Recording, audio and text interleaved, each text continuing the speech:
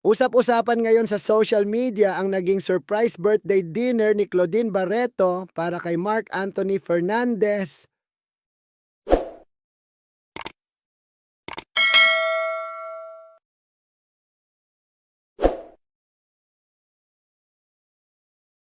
Ang akala ng marami, simpleng video call lang, yung tipong bati lang ng happy birthday, kumusta ka na? Pero nagulat ang mga netizen ng maya-maya.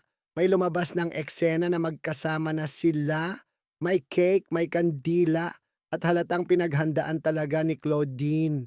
Dito na nagsimula ang kilig, tanong, at intriga. Lalo pang umugong ang kwento nang mag-post mismo si Claudine sa kanyang Instagram ng isang napakahabang mensahe para kay Mark. Sabi niya, "Belated happy birthday to my first love, my first everything, especially my first heartbreak. I said this before and I say it again. If I were to live my life all over again, I'd still choose you to be my first. I'm so proud of the man you have become. I never thought I'd ever be friends with my ex, but Mark definitely is the exception. A true gentleman with one of the kindest souls I have ever met. Happy birthday. Thank you for never talking bad about me. In fact, you took all the blame and made sure I was always protected even from afar. I have no regrets, only great memories. I love you, ex." Dito talaga natunaw ang mga puso ng fans. Para sa marami, hindi ito simpleng birthday greeting, parang sulat na puno ng emosyon, alaala, at paghilom. Hindi rin nakaligtas sa mata ng netizens ang salitang first love, first everything. Sabi nga ng iba, bihira na raw makarinig ng ganitong klase ng mensahe mula sa dating magkasintahan, lalo na sa showbiz, na madalas nauuwi sa tampuhan o iwasan. Kasunod pa nito, nag-upload si Claudine ng throwback videos nila ni Mark, mga eksenang kuha pa noong kabataan nila, panahon ng kanilang tambalan na minahal ng buong bansa. Doon muling bumalik ang nostalgia. Ang Mark Claudine Love Team, ang mga pelikula nilang pinilahan noon, at ang totoong relasyon na sinubaybayan ng publiko. Para tuloy nagkaroon ng time machine moment ang mga batang 90s. Sabi ng ilang netizen, iba pa rin talaga ang first love.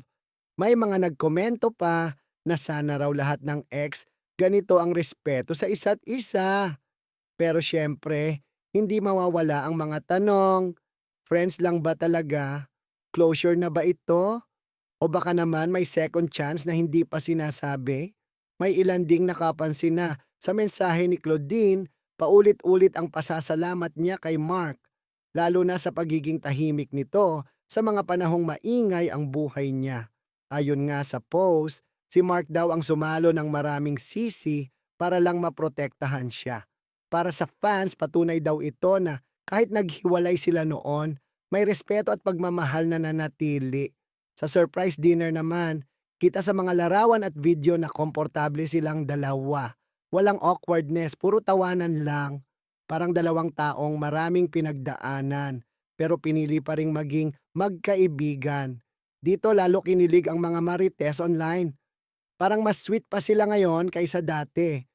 Pero may mga paalala rin ng ibang followers, huwag daw masyadong mag-assume.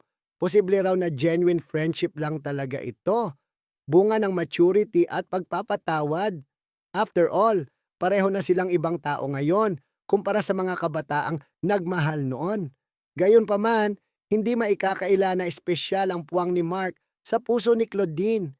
Bihira ang ganitong klase ng pagmamahal na kahit tapos na, puno pa rin ng respeto at pasasalamat.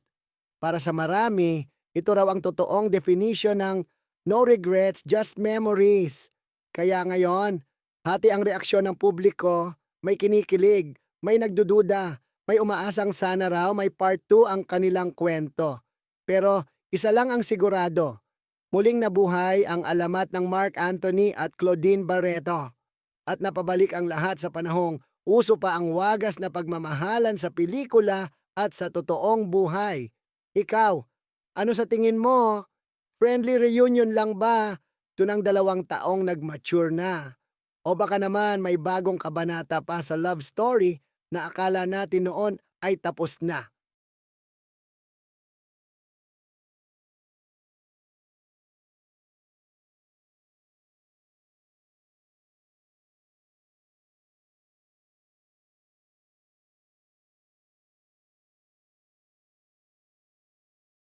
Subscribe para sa mga susunod na ulat at chismis.